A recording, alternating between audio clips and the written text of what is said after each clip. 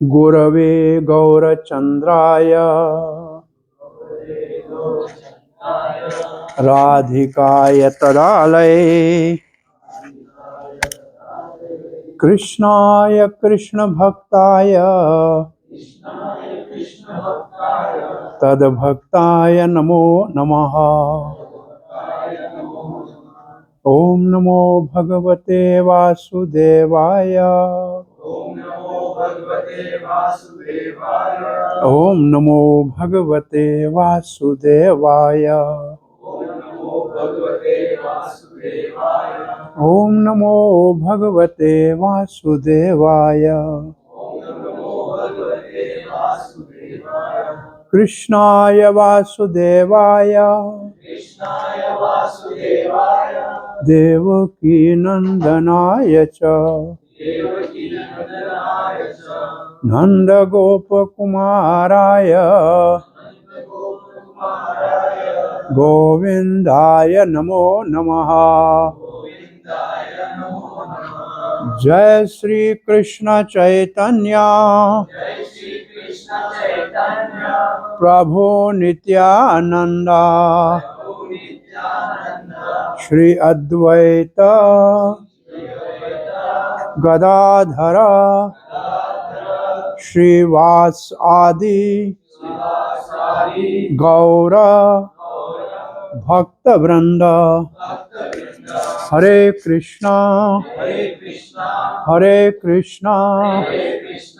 कृष्ण कृष्ण हरे हरे हरे राम राम राम हरे हरे। एक बार फिर अपने भारत देश से बाहर अपने देश के नवयुवकों से और नवयुवतियों से जो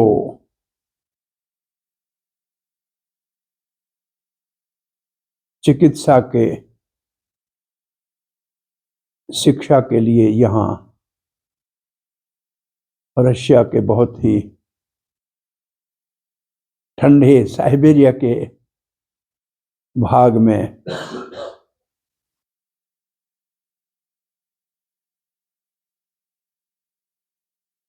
मेडिकल एजुकेशन उस विद्या को अर्जन करने के लिए संघर्ष युक्त हैं,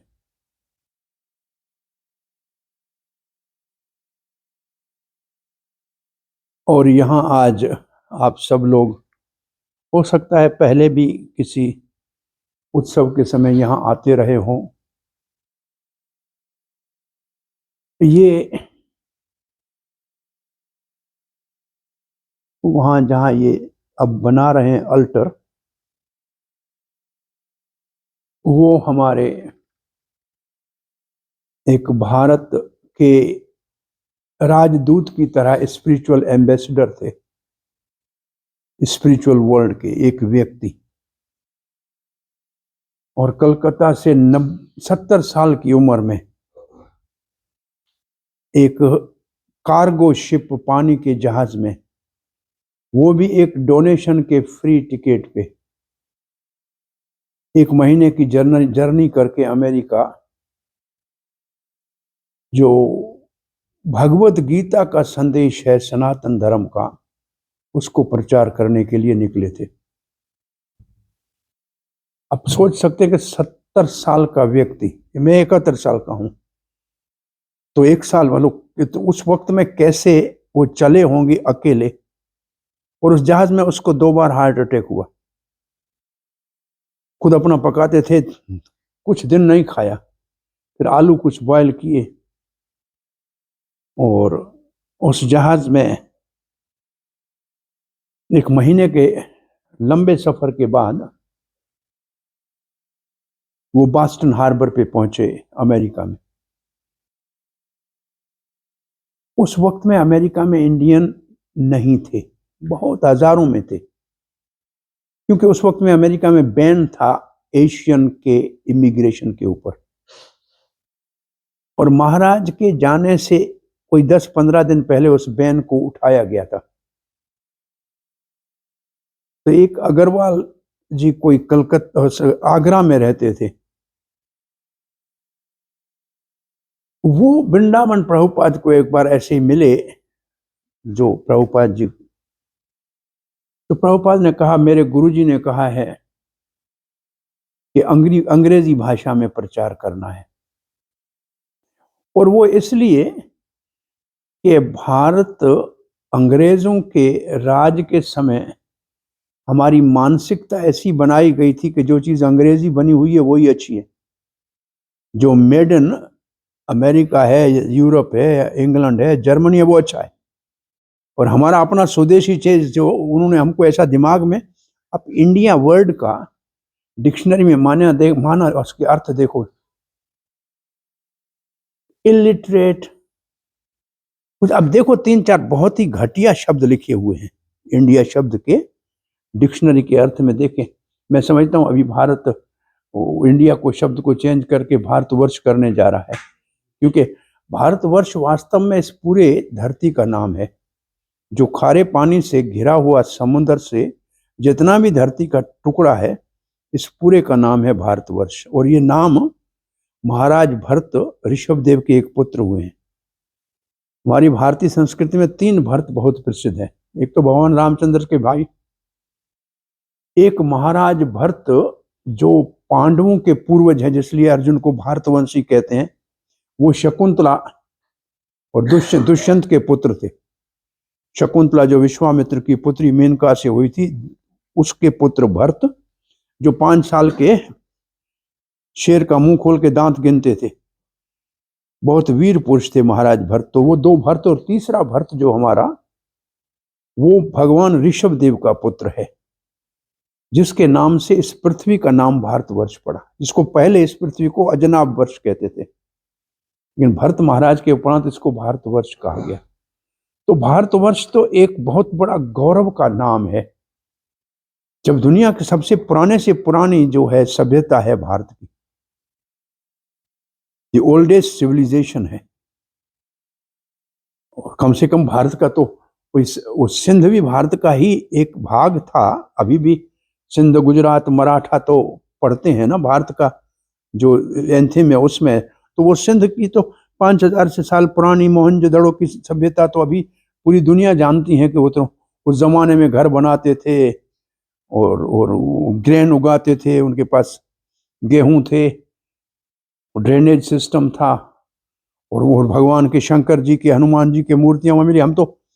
मैं मेडिकल कॉलेज का असिस्टेंट प्रोफेसर था उसी मोहन के दड़े वाला लाड़काने डिस्ट्रिक्ट में।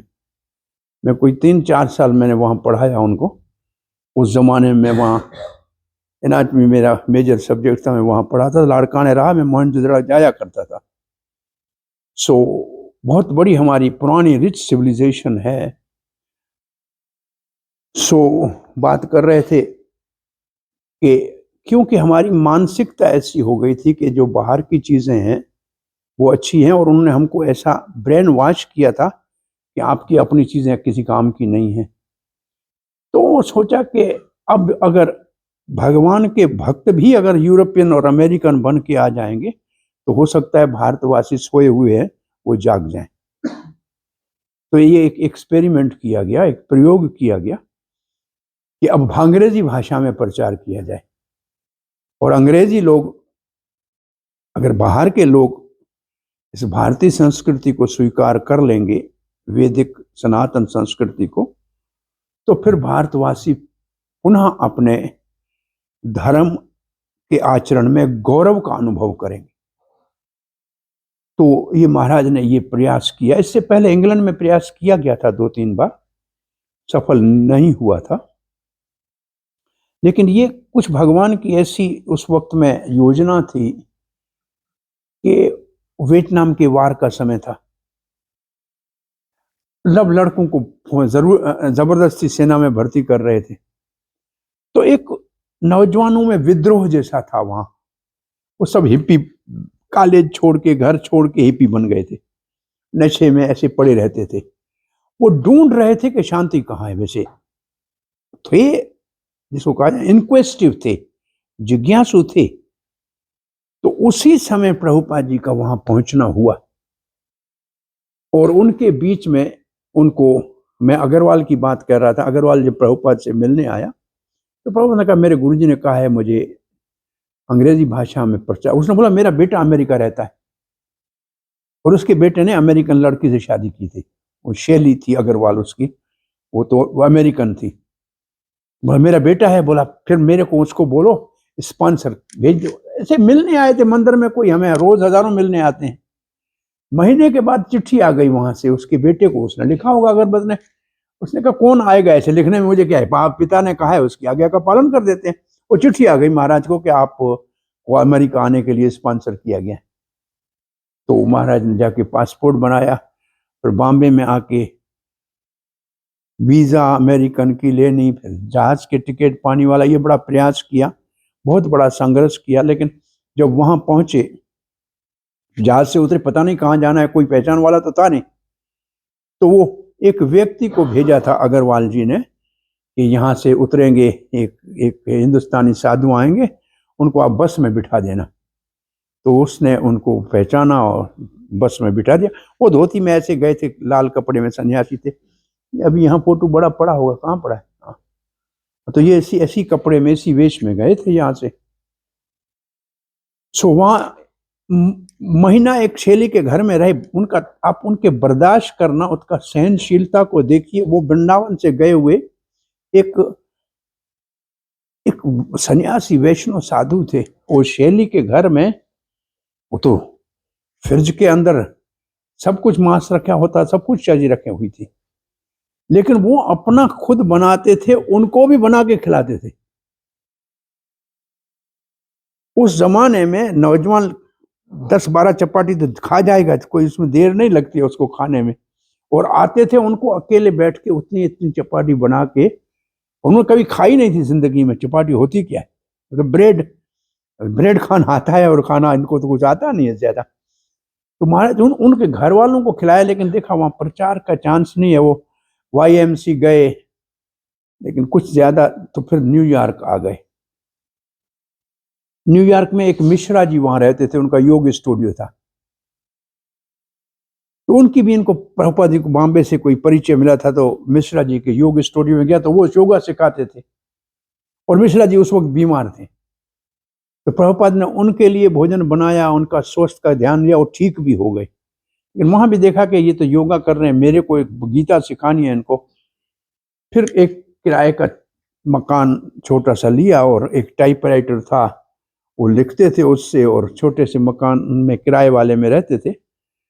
और इतना ही पैसा था जिसका किराया एक महीने का दे सके, बस, और कुछ नहीं था। और वापसी के टिकट के लिए जब जाते थे कि भाई ये जो संध्या कंपनी है, ये ये सुमति मुरारजी की एक नेविगेशन कंपनी हुआ करती थी इस जमाने में, जो कार्गो शिप चलती थी उनकी यूरोप में, अमेरिका में, उसमें गए थे। वो बड़ी धर्मात्मा थी। वो, आप में से पता नहीं कितने लोग नाथद्वारे को जानते हैं।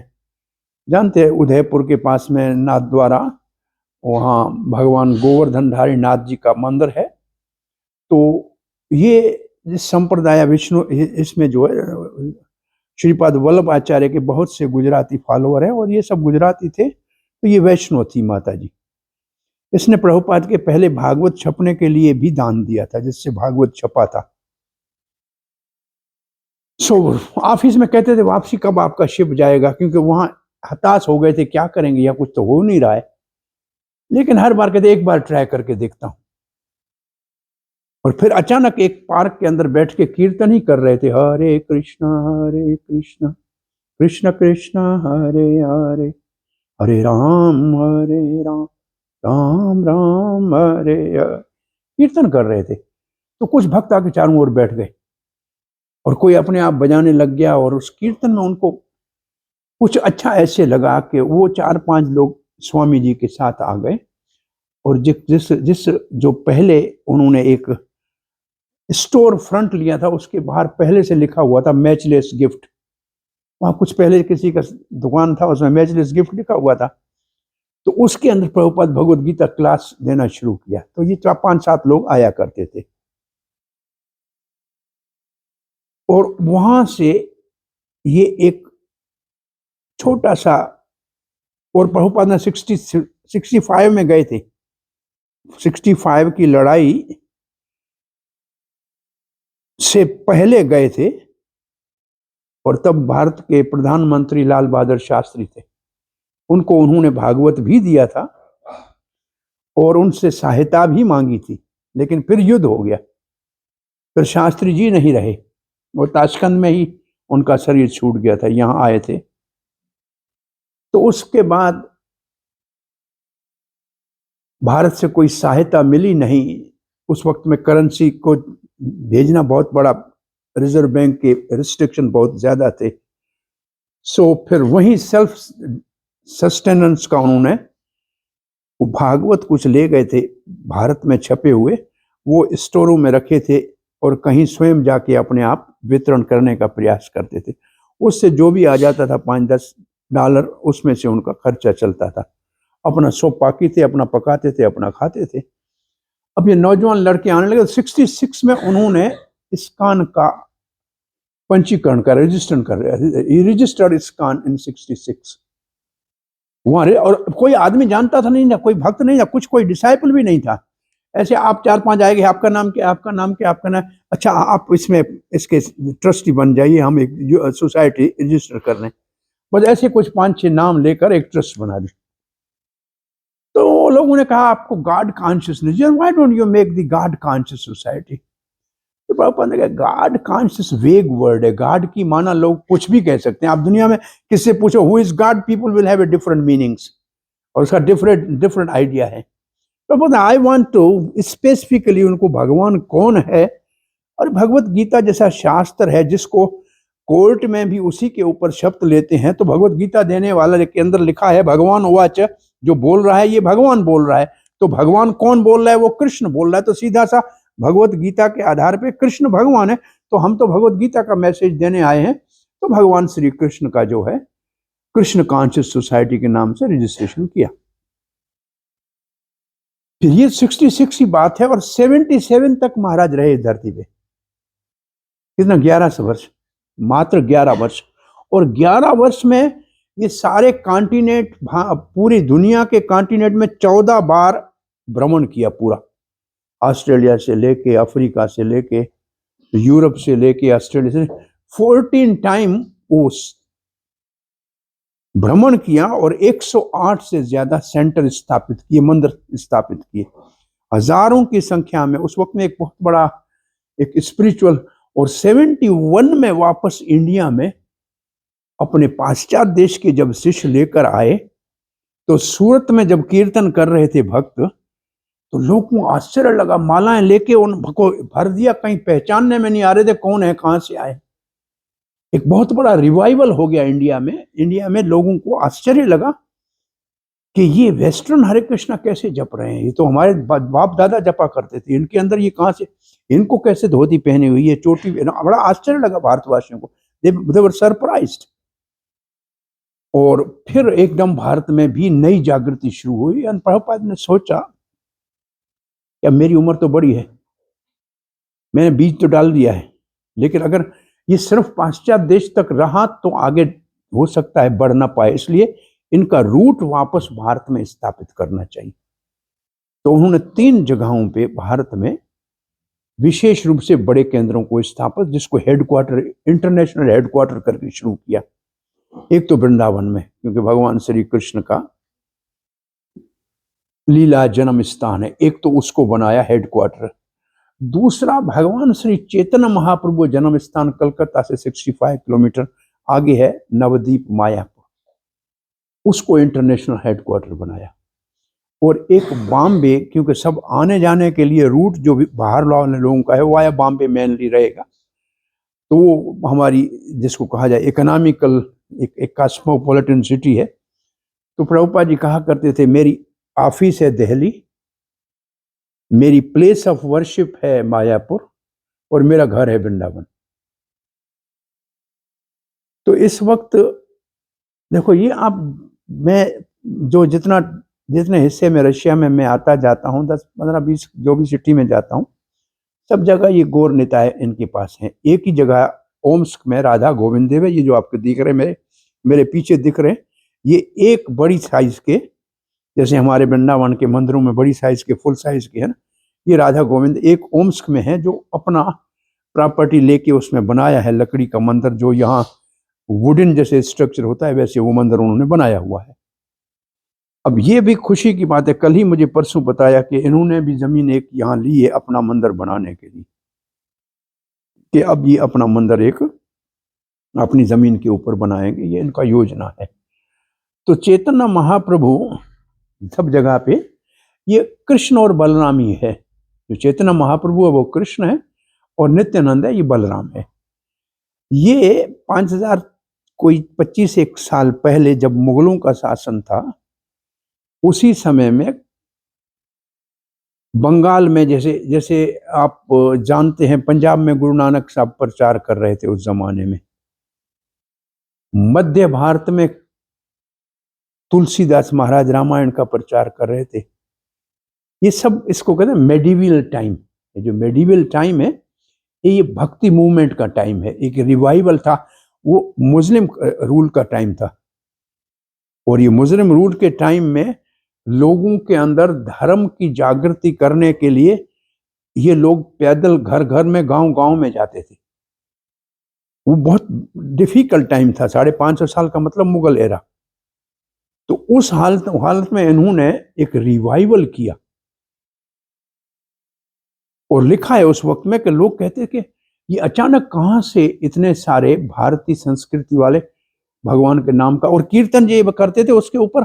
तो मायापुर में काजी जो था वहां का, उन्होंने प्रतिबंध लगाया कि रात को कीर्तन नहीं कर सकते हो। तो चैतन्य महाप्रभु पहले सिविल डिसओबीडियंस शुरू किया और 20 बच्चा इस पर मृदंग वाले, खड़ताल वाले लेकर हजारों लोगों से काजी के घर के सामने मशाल जला के और कीर्तन किया। इतना जोर से कीर्तन किया कि काजी परेशान हो गया कि ये है क्या। फिर बोला मेरे से बात करो, आप तो मेरे चाचा हो, मेरे पिता के मित्र हो, आपके शास्त्र में लिखा है, कुरान में लिखा है कि भगवान है, भगवान का कीर्तन करना चाहिए, आप क्यों हमको मना कर रहे हो।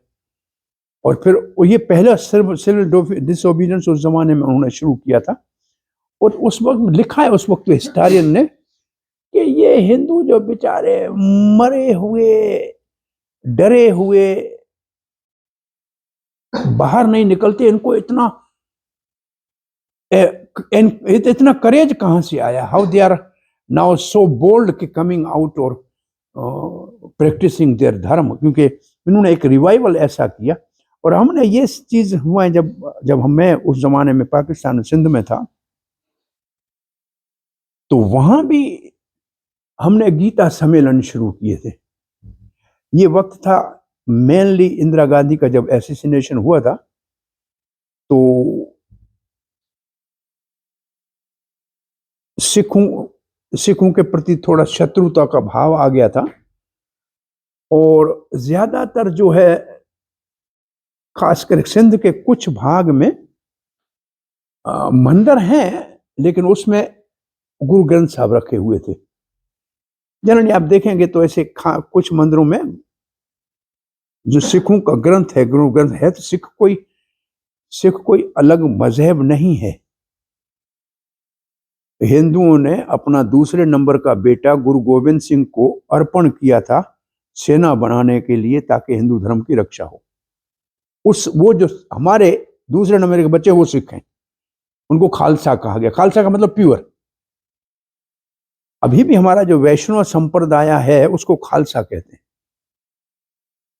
तो खालसा का मतलब प्योर। सो ये जो क्या बात कर रहे थे।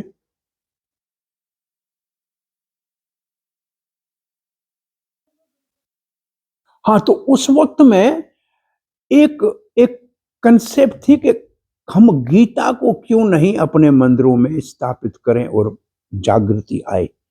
ऐसा फील हुआ था। जो लोग पहले भारत रहते थे सिंध में पाकिस्तान में, वो 47 में या उसके बाद 71 में जो चले गए थे इंडिया, उनके अभी तक मंदिर तो उधर थे, तो उनके अंदर गुरु ग्रंथ साहब भी चल रहा था। उन्होंने भारत में जब देखा ये हाल, तो उन्होंने कहा कि हमारे मंदिरों को अब गीता का जागृति की आवश्यकता है कि एक हिस्ट्री में एक ऐसा चेंज आया। और उसी वक्त में हम कृष्ण भावना के मैं उस वक्त मैं पोस्ट ग्रेजुएशन कर रहा था कराची में। एमबीबीएस के बाद तो ज्वाइन किया था, तो लेक्चरर करके फिर मैं पोस्ट ग्रेजुएशन के लिए 81 में कराची आया हुआ था।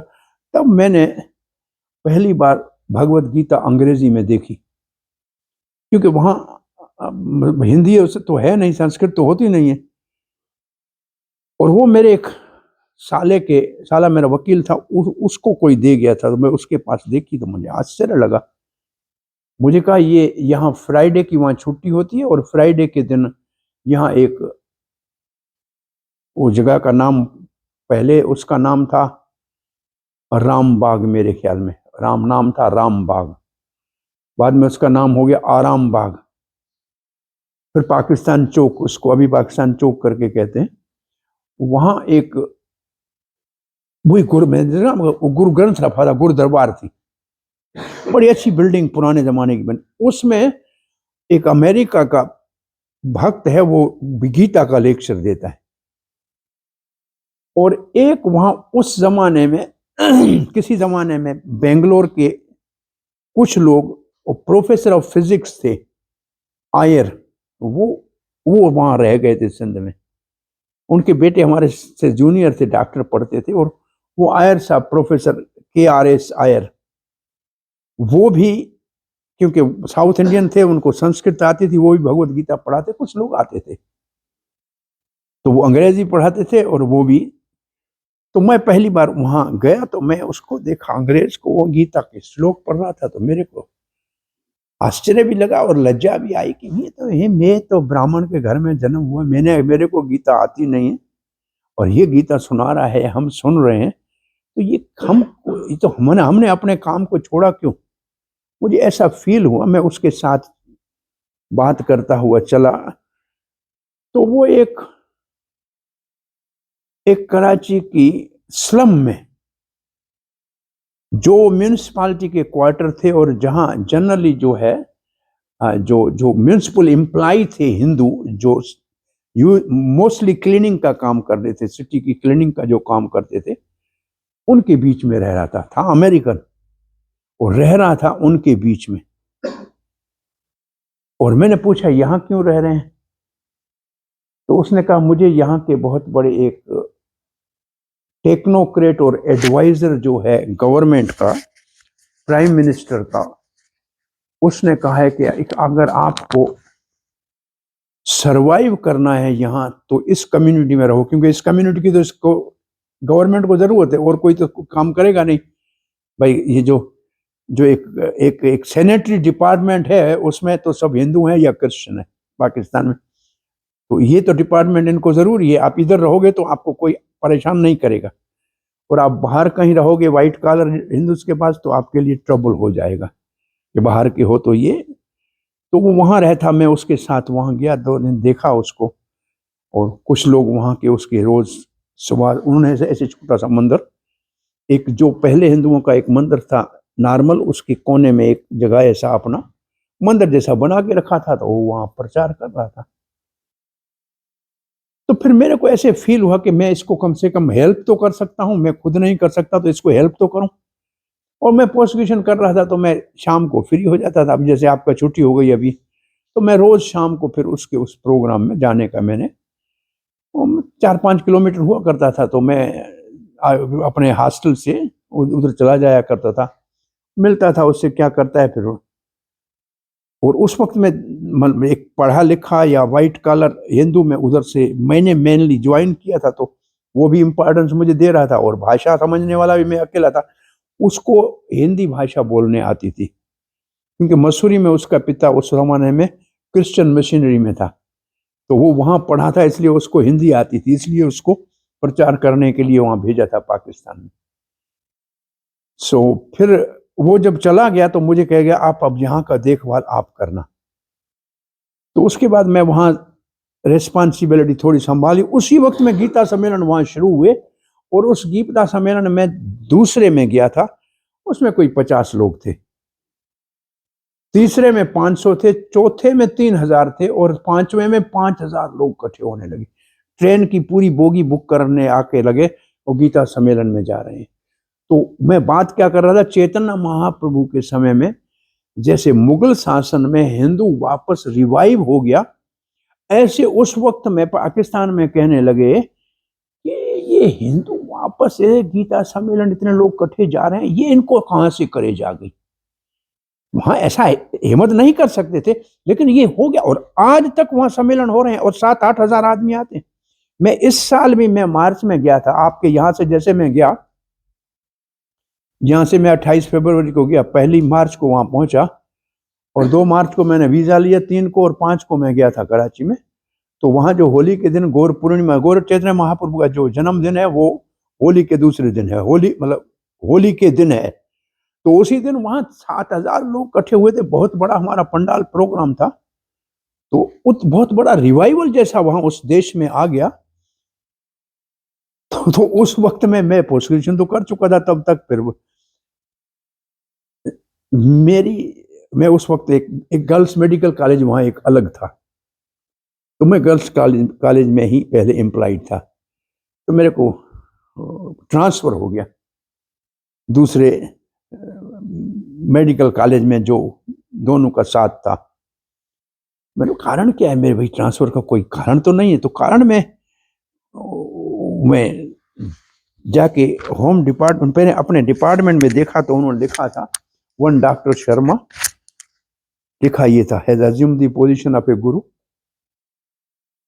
and has a wide following and he is practicing and preaching Hinduism and through Hindus he is preaching to the Muslims। उन्होंने ये एक नोट लिखा था, उसके आधार पे मेरा ट्रांसफर किया गया था। और उन्होंने ये भी लिखा था कि we are observing him and he has noticed this, therefore he is keeping low profile। वो पेपर मेरे पास अभी पड़ा है, जो मैंने होम डिपार्टमेंट से निकाला तो देखा था, पड़ा। और वो मेरा ट्रांसफर जहाँ किया तो फिर मैं अपने इन्फ्लुएंस से वहां से ट्रांसफर करके वापस मेन सिटी कराची में आ गया। वो इंटीरियर में था, मैं वापस कराची आ गया। और मैंने 84 की बात है, 84 में चैतन्य महाप्रभु के 100 साल हो रहे थे और 500 साल हो रहे थे, चैतन्य महाप्रभु के जन्म के 500 साल। तो बहुत बड़ा एक उत्सव था। तो मैंने वीजा मांगी वहां से कि मेरे को इंडिया जाना है, उन्होंने रिफ्यूज कर दिया। तब मैंने ये सब देखा कि ये बात क्या है। तो फिर मैंने कहा ठीक है, यहाँ नहीं देते हैं तो मैं अमेरिका जाता हूँ। फिर मैं इंग्लैंड और अमेरिका चला गया, 89 की बात है। तब फिर बाद में मैं उधर चला गया और तब उधर सारा देखा जाके पूरी दुनिया के अंदर। तो जैसे आप यहाँ आते हैं, आपको आश्चर्य लगता है कि ये लोग भाई यहाँ कैसे कर रहे हैं जो हमारे वहाँ लोग करते हैं। ये सुबह 4:30 बजे 5 बजे उठ के आते हैं, आरती करते हैं, तो भाई आश्चर्य लगता है बाकी। तो हमने तो उधर जाके इतना सारा देखा वहां से, और फिर वापस आके मैंने देखा it's now it is dead and है मेरे लिए, से ज़्यादा मैं यहाँ रहूँगा तो अच्छा नहीं है। Then I migrated to India. तो मैं वहाँ से रिटायर प्रीमेच्योर छोड़ दिया। और उस वक्त में एक मिनिस्टर था हमारा, हिंदू था उधर, इस वक्त में क्षत्रिय था, राणा। तो वो हमारे बहुत ही आदर करते थे भाई। तो उन्होंने वहाँ से हमको, तो फिर हम 92 में हमने वहाँ से छोड़ दिया। और इसीलिए हमने छोड़ा। तो फिर इंडिया में आने के बाद बॉम्बे में रहे और फिर वृंदावन में जब से रहने लगे, तब वृंदावन मंदिर के बाद ये प्रचार के बाहर निकले तो दुनिया में अब तो सब जगह जाना हो गया। सो मैं ये बात आपको इसलिए कह रहा था कि चैतन्य महाप्रभु ने एक आदेश दिया है, एक रिस्पॉन्सिबिलिटी दी है कि भारत भूमि ते हैला मनुष्य जन्म जार। अभाग्यशाली है कि भाई भारत में किसी का जन्म हुआ है। जन्म सार्थक करी कर परोपकार। जन्म सार्थक करी का मतलब perfect your life, and paropakar means be useful to other people and help them. वैसे कर कहते हैं हाथ को, और उप कहते हैं ऊपर उठाना, गिरे हुए को ऊपर उठाओ। तो ये भारतवासियों के ऊपर एक भगवान की तरफ से दायित्व है, रिस्पॉन्सिबिलिटी है टू परफेक्ट यूर लाइफ। और मैं पढ़ रहा था श्रील प्रभुपाद जी के पुस्तकों में, क्योंकि हम जैसे बाहर जाते आते हैं दुनिया में, कभी कहाँ जाते ही हैं, कुछ 15 महीना घूम के आते हैं, लेकिन एक हमारा हायर एजुकेशन, हमारा वैष्णव इंस्टीट्यूट ऑफ हायर एजुकेशन है, अपना एक ऑर्गेनाइजेशन हमारे अंदर एक हायर एजुकेशन स्टडी का है, जिसके अंदर इंटरनेशनल स्टूडेंट के ग्रुप जो हैं वो गीता पढ़ते हैं, भागवत पढ़ते हैं, तो उनको हम पढ़ाते हैं और उनको फिर डिग्री देते हैं। वो डिग्री उनके अपने स्पिरिचुअल लाइफ के लिए है और उनका रेगुलर कोर्सेज होते हैं। तो उसमें मैं अभी पढ़ा रहा था थोड़े दिन पहले भक्ति वैभव का, तो उसमें एक जगह प्रभुपाद ने लिखा है, जन्म सार्थक करे कैसे करेंगे। तो उन्होंने उसमें विशेष रूप से लिखा था, गीता और भागवत को समझें, पढ़ें, तब आपको अपने जो एग्जिस्टेंट है एज ए सोल। प्रभुपाद ने एक खास बात कही, मैं आपको वो बता दूं। प्रभुपाद ने ये कहा कि मैं कोई मजहब का प्रचार नहीं, रिलीजन का प्रचार नहीं करता। रिलीजन तो बॉडी के आइडेंटिफिकेशन से है। भाई कोई मुसलमान के घर में पैदा हो तो मुसलमान, हिंदू के घर में हो तो हिंदू, ईसाई के घर में हुआ ईसाई। लेकिन जो भगवत गीता का मैसेज है वो कोई बॉडीली प्लेटफॉर्म पे नहीं है, सोल के प्लेटफॉर्म पे है। गीता सोल की बात करती है। इसका मतलब प्रभुपाद ने वर्ड यूज किया, I am teaching you the science of soul. और फिर कहा कि this science is not available in any university और कॉलेज ऑफ द वर्ल्ड। ये साइंस ऑफ सोल है जो हमारा एग्जाम। और प्रभु एक मेडिकल डॉक्टर ने, कार्डियोलॉजिस्ट ने प्रभुपाद से पूछा था कि हम ऑपरेशन करते हैं हार्ट की और डिक्लेयर करते हैं person is dead, what is actually, what is last that the person is called dead? The soul has left the heart, therefore that person is dead. तो सोल की कंसेप्ट इनडायरेक्टली कुछ भी कह सकते हैं उसको, लेकिन है क्या सोल, ये साइंस कहीं अवेलेबल नहीं है। तो to perfect the life means to learn the science of soul. और फिर प्रभुपाद ने एक बात कही कि साइंस ऑफ सोल के साथ science of love of God,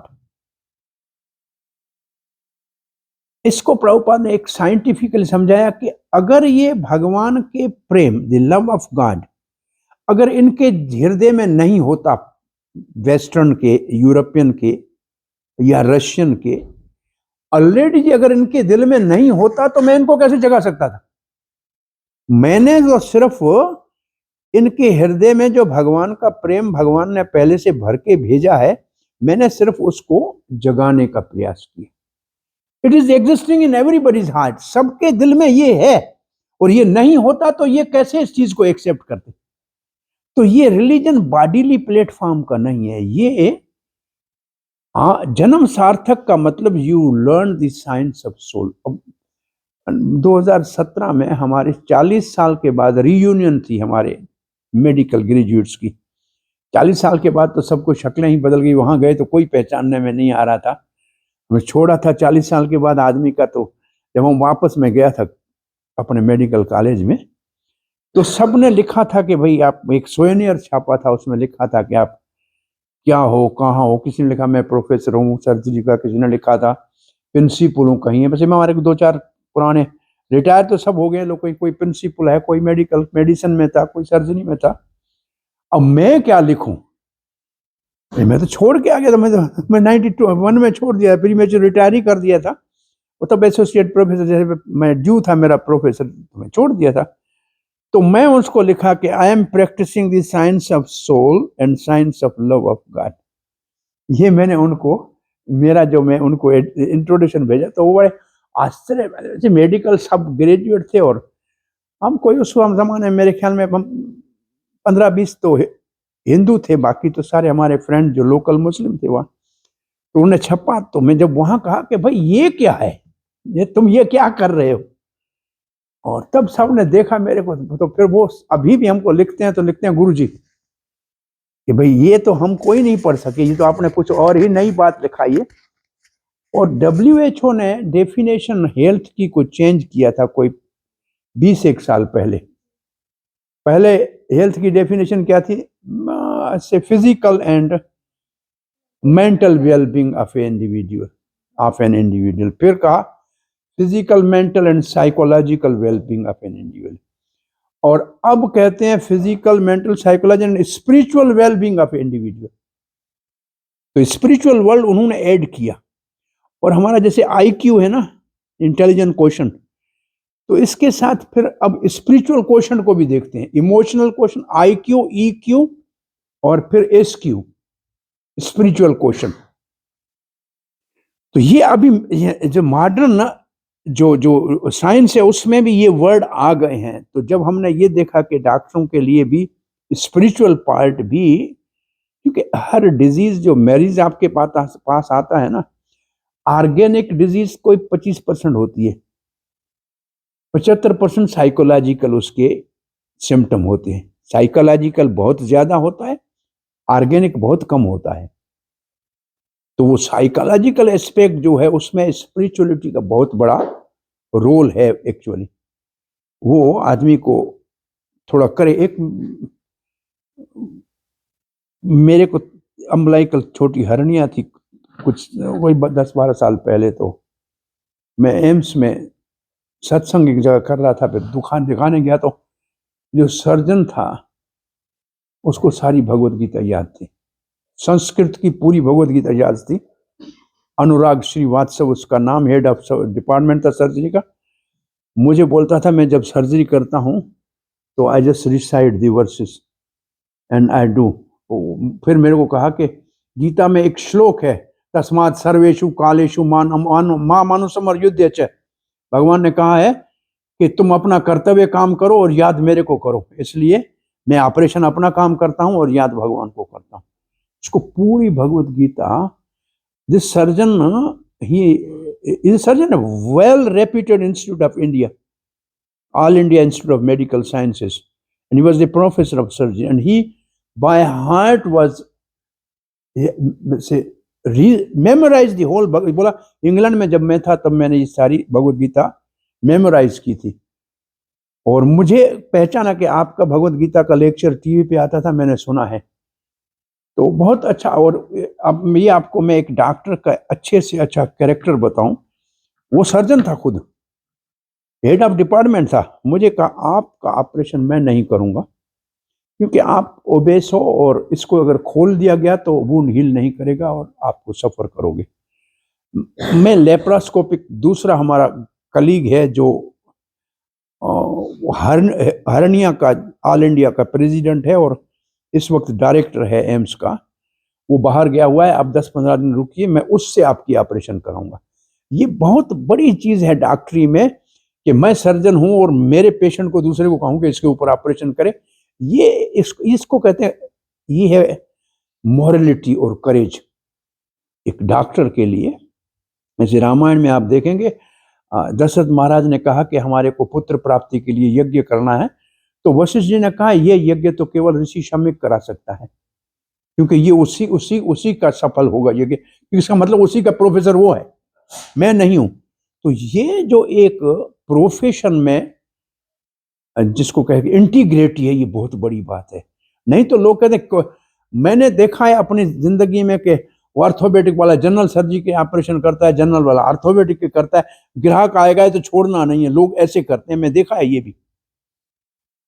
लेकिन ये बहुत बड़ा मुझे उसकी इंटीग्रिटी उसके मेडिकल साइंस में लगी। और मैं अभी, मेरा फ्रेंड है, फिर मैं उसको इनवाइट किया, वो वृंदावन मंदिर भी आया कहीं अपने फैमिली के साथ।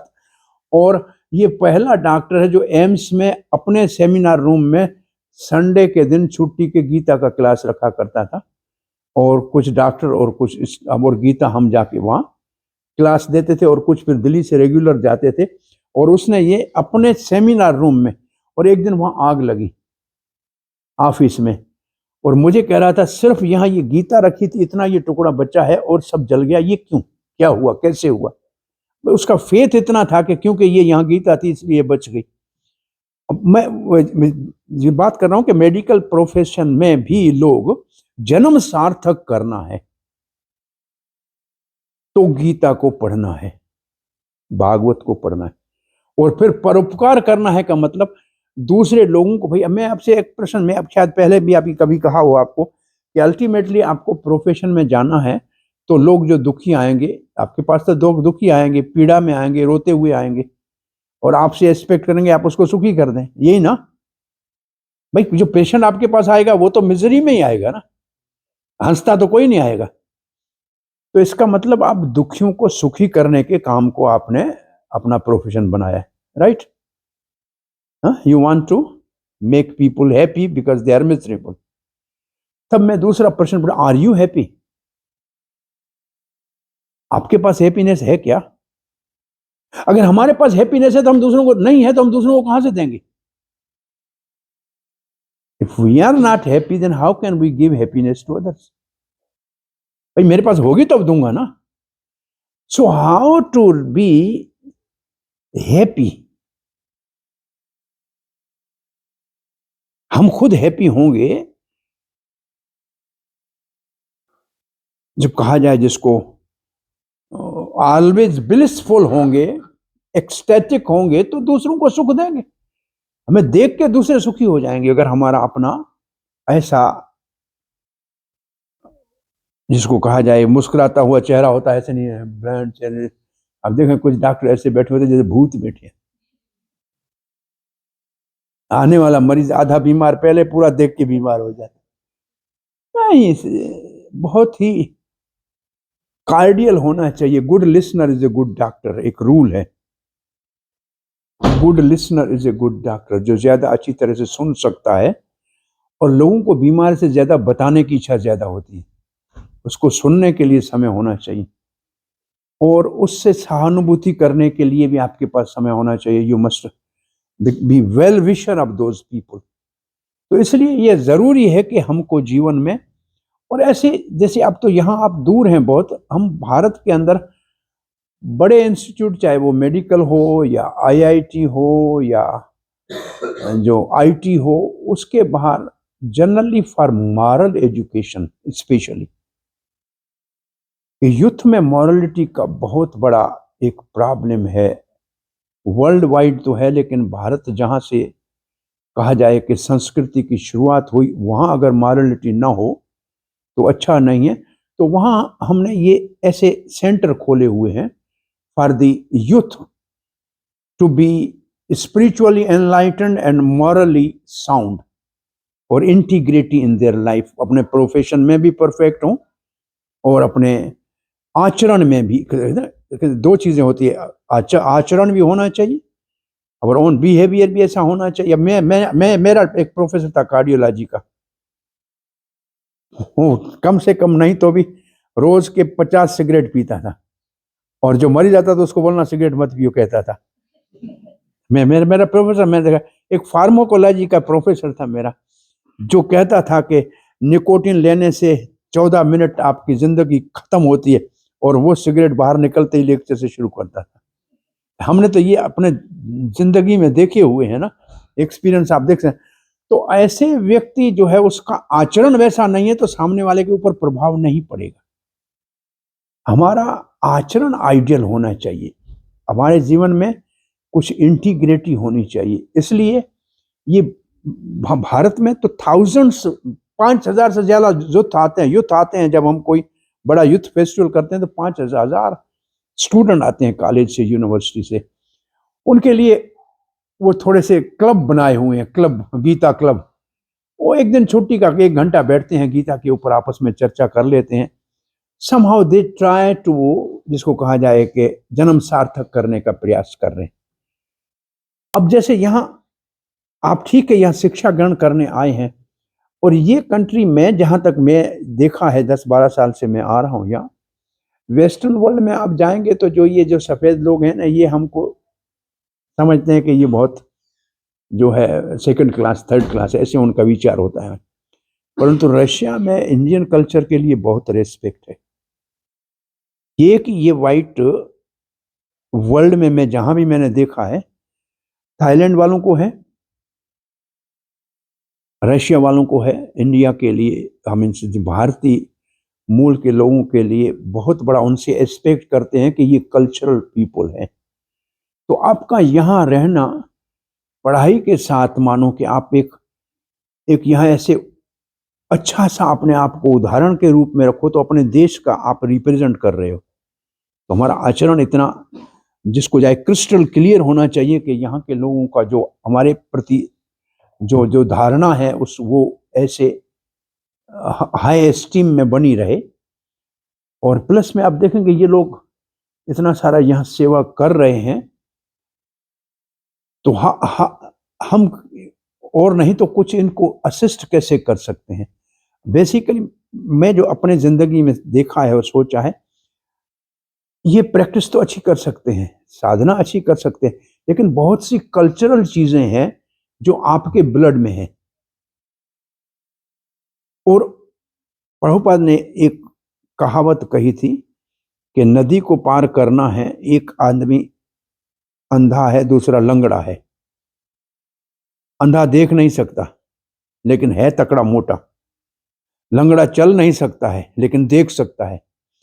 अगर अंधा लंगड़े को कंधे पे बिठा दे तो लंगड़ा रास्ता दिखाएगा और अंधा और लंगड़ा दोनों नदी पार कर लेंगे। तो प्रभुपाद ने कहा ठीक है, इस वक्त में वो ये अमेरिका में कहा था कि भारतवर्षी थोड़े से इकोनॉमिकल भले लंगड़े हैं लेकिन स्पिरिचुअल विजन उनकी बहुत परफेक्ट है। आप भले मोटे हो आर्थिक दृष्टि से लेकिन आध्यात्मिक दृष्टि से अंधे हो, इसलिए आप इनको कंधे पे चढ़ा दो तो ये आपको भी भवसागर से पार कर लेंगे, दुनिया से पार कर लेंगे। सो एक म्यूचुअल आपका और इनका यहाँ एक अंडरस्टैंडिंग हो जाए कि आपसे कल्चरल ये कुछ चीजें सीखें। बहुत सी चीजें इवन ये आते हैं भारत में, कुछ कुकिंग सीखने, कुछ स्टिचिंग सीखने, बहुत से ऐसे कल्चर। मैं कल से इनको कह रहा था कि आपके यहाँ यूथ फोरम होने चाहिए, गर्ल यूथ फोरम, स्कान हमारा तो भारत में है, scan youth forum, girl youth forum. वो अपनी पढ़ाई के साथ भी वो स्पिरिचुअल एक एक्टिविटीज में काफी सक्रिय रहते हैं। और फिर इन लोगों के साथ आप इनको बहुत बड़ी सपोर्ट ये मिलेगी कि भाई आप तो भारतीय मूल के हो, आप तो यहाँ अगर पूजा करोगे ये तो आपका अधिकार है। इनको तो कह सकते हैं भाई आप क्यों कर रहे हो। तो इनके लिए भी आपका जो है यहाँ आना एक एक एक इस स्पिरिचुअल जो एक अंतर्राष्ट्रीय ये एक ऑर्गेनाइजेशन है सनातन वैदिक धर्म की, उसको एक किस्म का बूस्ट मिलेगा, सहयोग मिलेगा और आपको भी इनसे कुछ प्रेरणा मिलेगी। जैसे मैं भारत में कहता हूँ कि ये लोग संस्कार करते हैं, हमने संस्कार छोड़ दिए। बहुत से संस्कार आप लोग ये लोग यहाँ करते हैं, हमने वहाँ छोड़ दिए। मैं उनको दिखाता हूँ, आश्चर्य लगता है मुझे कि वो लोग, ये लोग तो यहाँ गर्भधान संस्कार करते हैं शादी के बाद। हमारे भारत वालों का नाम भी भूल गया कि होता क्या है इन लोगों के। और इसमें मैंने संस्कृत अच्छी तरह से श्लोकों के साथ यज्ञ करते हुए देखे हैं। मैं कहाँ था, इरकुस में था, वो यज्ञ कर रहा था और संस्कृत के मंत्र उच्चारण करके यज्ञ कर रहा था और रशियन था। तो ये मुझे बड़ा आश्चर्य लगता है कि आप देखेंगे तो जैसे मेरे को फील हुआ कि भाई ये मुझे एक बाहर का सिखा रहा है, मेरा अपना धर्म था, मुझे क्यों नहीं आ रहा है। तो ये एक प्रकार का आपको हमारे को कहने का यहाँ आज आपसे मिलने का इच्छा ये था। हम तो आपके ग्रैंड पेरेंट के बराबर बेसिकली हैं। हम चाहते हैं कि हमारी फ्यूचर में जो है कल्चर और जो धरोहर है वो आप कहीं बाहर जाके उसको और उजागर करो तो अच्छा है, बजाय इसके कि आप भूल जाओ कि हमको क्या करना था। क्योंकि बाहर आके एल्यूरमेंट भी बहुत है, एक टेम्पटेशन भी बहुत है। और जिसको कहा है, अब देखो अभी भी आपका वेशभूषा जो है ना, अपनी वेशभूषा को समहाउ आपने मेंटेन किया हुआ है, नहीं तो आस्ते आस्ते यहाँ को देखते देखते सब कुछ ऐसे ही हो जाते हैं।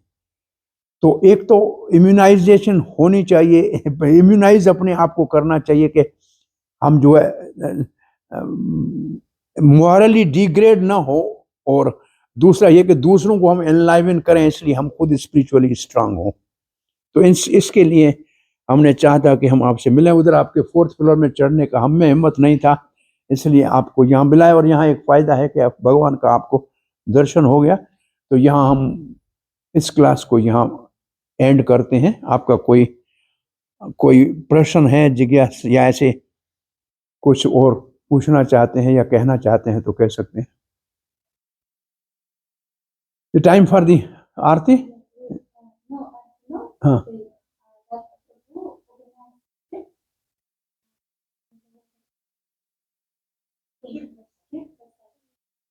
okay, sir, but the Radha Tattva should do some kirtan, then we'll distribute prasad. Radha Tattva will do some kirtan.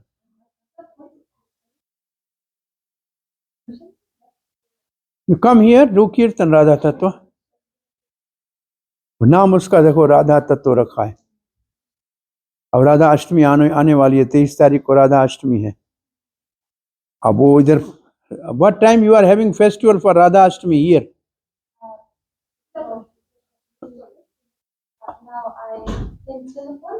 Yeah, Radha Ashtami festival, what time? उत्सवों में कम से कम आना चाहिए। उत्सवों में जब आपको समय मिले, पढ़ाई अपनी को पहले प्रायोरिटी देना है, लेकिन उसके साथ स्पिरिचुअलिटी को इग्नोर नहीं करना है। और अब आप यहाँ से थोड़े से वापस अगर थोड़े स्पिरिचुअली एनलाइटेंड हो जाओगे तो आपके अपने पेरेंट भी बहुत ही प्रसन्न होंगे कि somehow it's good that you are keeping the heritage and culture alive. Change बहुत हो गया है दुनिया में, लेकिन फिर भी सरवाइव करो तो अच्छा है। ओके, तो एक कीर्तन इसके साथ आप कीर्तन पीछे कीजिए। बहुत बहुत आपका